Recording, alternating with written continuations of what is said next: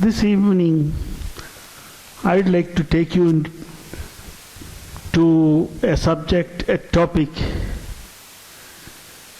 which is very dear to me, but many of you would not even want to hear about it. I want to speak about shit and how to safely dispose this off. My organization, Gram Vikas, used earlier to work, or even now we work, in the area of renewable energy, mostly biogas or gobar gas. So gobar gas or biogas, we use animal dung, animal manure as the feedstock. So we usually call it cow dung. So in a gender sensitive way, let us call it bullshit. So I used to work with bullshit. More than 60,000 biogas plants were built in Odisha using bullshit to give lighting and cooking energy to families. So then when we began to work more and more in sanitation, I was told that I have shifted from bullshit to full shit. So that is where I am. More than 70% of all Indians defecate outside. Well, most of you being management students, you will ask, what is the quantity? Well, it is well over 800 million kilograms of shit every day. Can you imagine? Even a small drop of human feces can contaminate a whole well of water. And that is the one which is leading to more than 80% of all diseases. If we have to. And today India says that we want to send a man or a woman to the moon. When we are ready for sending a man or woman to the moon, what about how much attention are we giving to defecation, the greatest threat that is facing us as far as our health is concerned? It was in 1922 that Mahatma Gandhi said, India needs sanitation more than freedom. That was the importance with which Gandhiji saw sanitation. It took us about 70 years for a Prime Minister of India to say that sanitation is important. Today sanitation is there. The government at the prime ministerial level has realized that something has to be done. But I am afraid of the results. I think what this sanitation program, if it is continues in the same way, it will be a TCG, toilet counting game.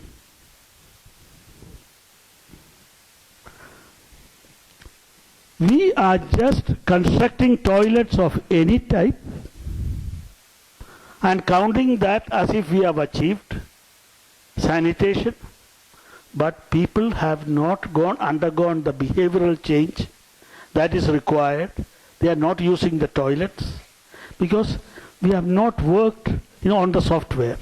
We have not worked with the people as far as their minds, to change their mindset. And that is the most important. And mindset cannot be changed by constructing a toilet. There is so much accompaniment to be done if we want to change it. There is very often or most often water is not provided near the toilet or the vicinity of the toilet or in the toilet. And as such, what happens? People might use for a few days the toilet, but then the drudgery of bringing water, they go to whichever place they went earlier and they defecate there. Suppose you put stringent conditions and say, no, you have to use the toilet. What happens?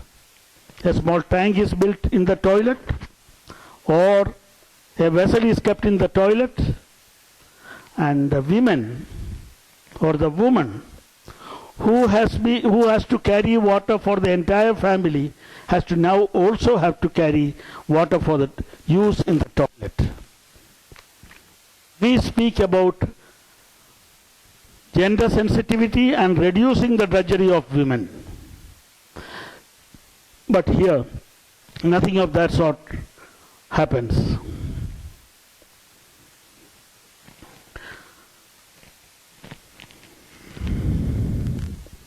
I believe if sanitation in India has to work, there has to be 100% inclusion. Say, let us take a village of 100 households. 90 people construct toilets, they use water, they use the toilet, but 10% go on shitting all over the place. They defile every bit of water. We are not going to achieve much. Earlier we should be all shared in the drinking of everyone's waste. Today we will share the drinking of only 10 families' waste. We have not achieved much. Another thing, I believe that for Indian climate, for Indian conditions, together with the toilet, a bathing room is very important, especially for women, for their privacy. But this also is not given any importance.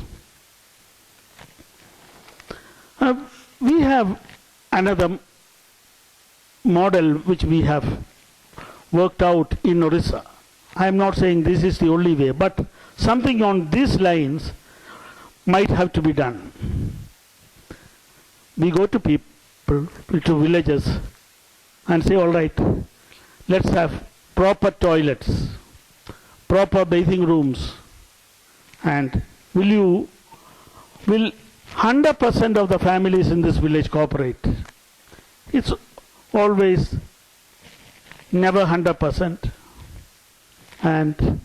But after a few meetings, a few villagers say, okay, then they come together. So all of them sign this agreement that we will construct our toilet and with that a bathing room. Here, there's another problem that we have faced. In India, there is a feeling that the poor deserve poor solutions and the very poor deserve pathetic solutions. So, that you build a decent toilet for the poor, for the rural areas, is not something which is very much encouraged or very much applauded. Or some sort of a hole in the earth, put a cement slab over it with a hole, and let them use it. If they need privacy, they let them hang an onion onion sack in front, on the sides, behind. No. Sanitation is about defecation. But sanitation, more than that, is about dignity. It's the dignity of the people which is important.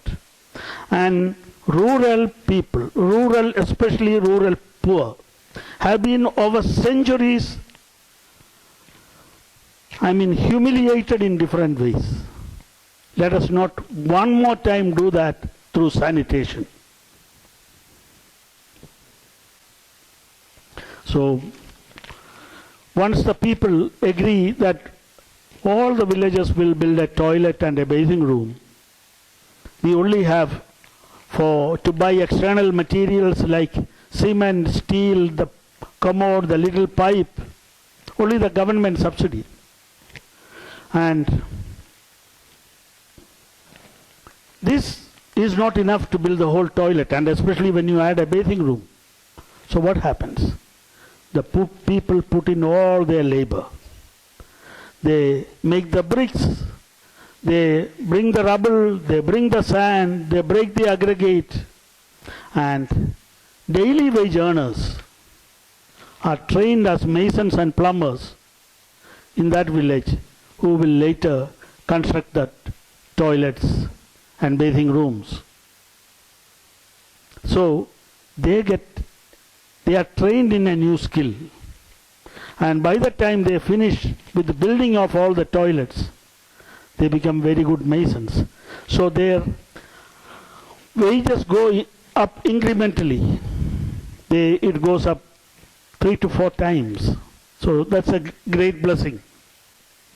And everyone gets 24 hours potable water in 3 taps. One in the toilet, one in the bathing room, and one in the kitchen or outside the kitchen as the lady of the house will want.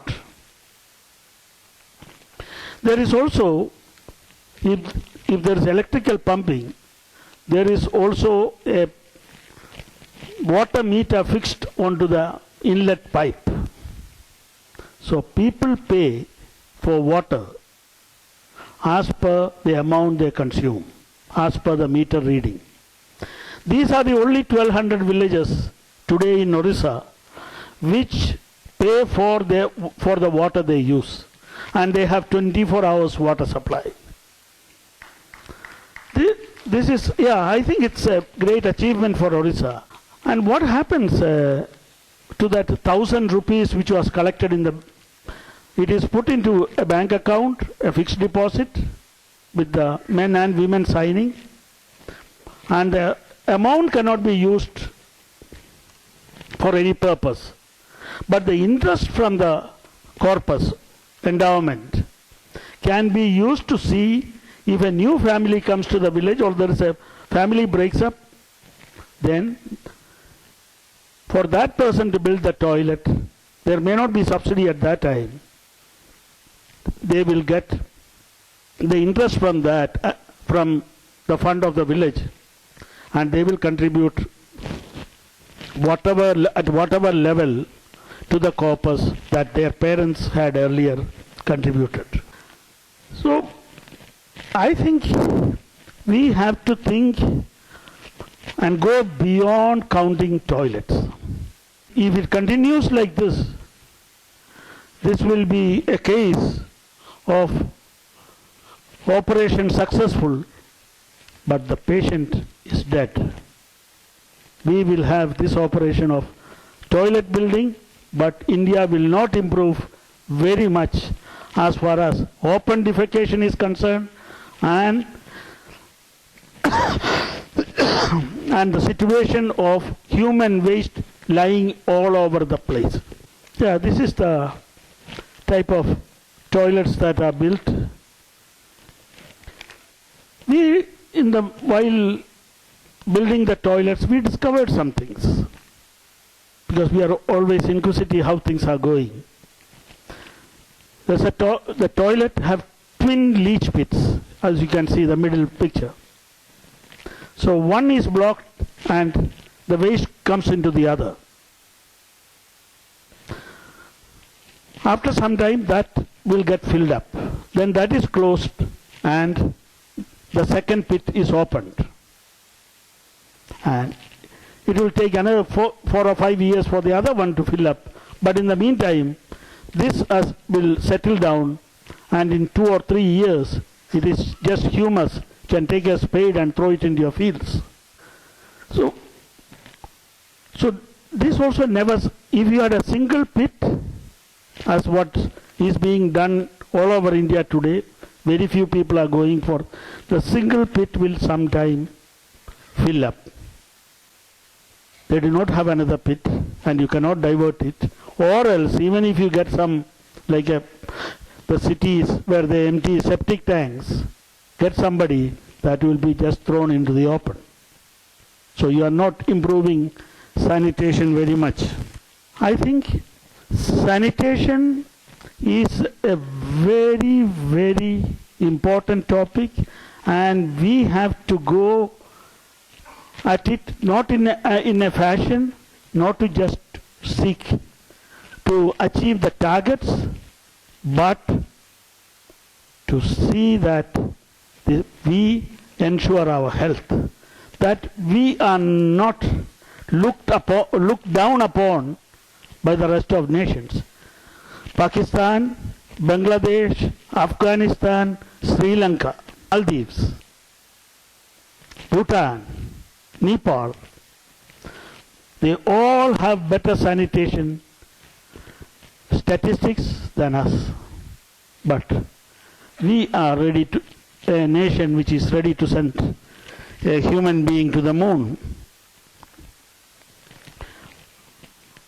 Arms, armies and armaments,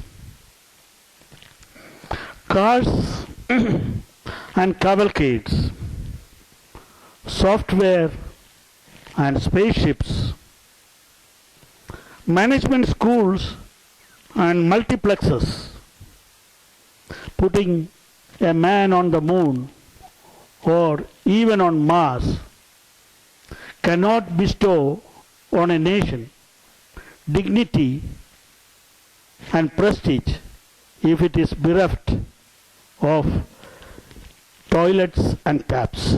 Thank you very much.